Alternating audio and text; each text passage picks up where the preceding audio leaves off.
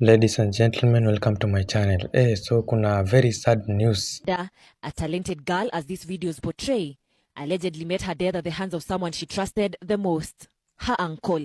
According to the Sub-County Commander Kasarani Police Station, Emmanuel Rono, From Jacaranda Gardens, huko hivyo kwa apartment fulani. So kuna a young baby 5 years old anaitwa Amanda, baby Amanda.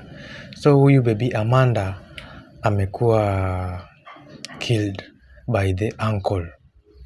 Unaona? Aliruka na yeye kutoka kwa second floor.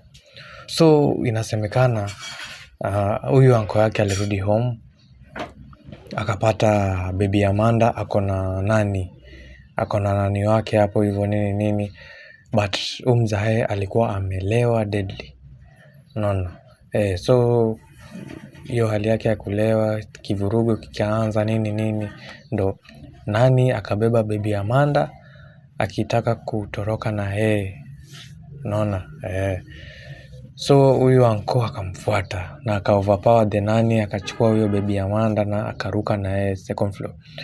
Na bado wasa wanasema vile aliruka na yeye hapo chini, akaendelea bado kumgonga on the ground. Unaona? Sasa hivyo baby Amanda, rest in peace. Na nimeona alikuwa baby fulani hivi talented, na alikuwa na act, alikuwa maskits nini. So rest in peace baby Amanda.